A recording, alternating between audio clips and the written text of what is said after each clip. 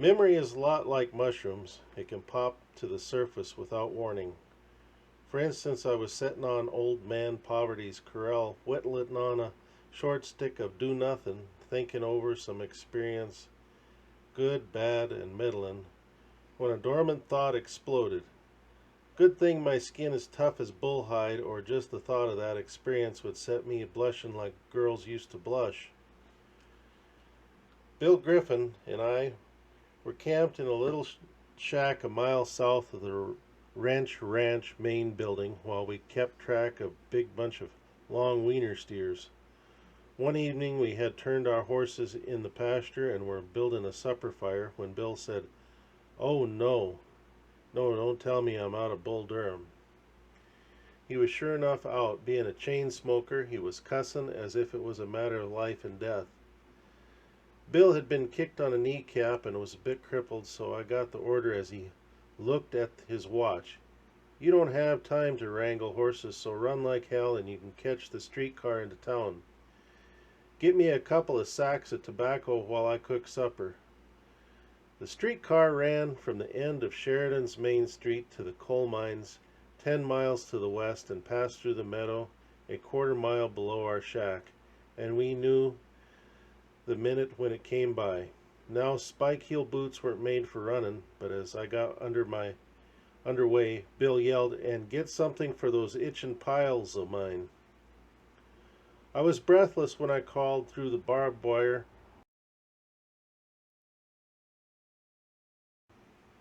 as I sweat suds from my long run and pondered the future. It seemed the 5 miles to the streetcar's terminus, directly in front of the drugstore, took but a few seconds. But I had my plan laid out. "Will you hold the damn car," I asked the motorman, "until I get back?"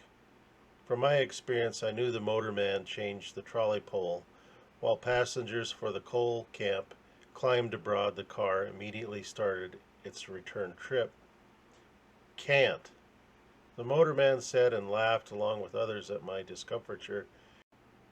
"You'll just have to hurry as we run by the minute." The instant the car stopped, I was off and running, as I tried to hold the seat flap of my pants up.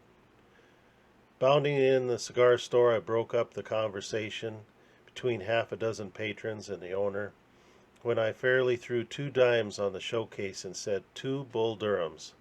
I gotta catch that car back." With my purchase, I ran out and dashed into the drugstore so fast I slid past a crowd of high school girls on stools at the soda fountain and almost collided with the drugstore department in the rear. The girls and the druggist looked scared, and they had a right to be. My spur rowels had sounded like Gatling guns as I skidded across the floor. I didn't mean to shout, but it came out that way when I said to the startled druggist, "Give me a tin o' pile salve, as quick as God'll let you." I had the $half ready, but when I saw the car moving, I didn't wait for the 10 cents change. I lit out running, and as I passed the soda stand, I noticed the girls had whirled on their stools with a horrified look on their face. By the time I reached our shack, Bill had supper ready, but I was too exhausted and mad to even think about eating. "You and your damn cigarettes sure got me in a hell of a fix," was about all I could say as Bill stood laughing like a crazy person. A week later, I had occasion to go into the drugstore, and the druggist greeted me with a startled look. "Good grief, cowboy," he finally said. "The whole town's been wondering if you survived the attack of piles you had the other day. That salve must have done the trick." I explained everything from start to finish, telling him the pile remedy was for my partner. I never wanted to go through that kind of a mess again. I was never more embarrassed in my life than when I had to pass a group of girls. "Yeah," the druggist said, "we all noticed that as you ran out."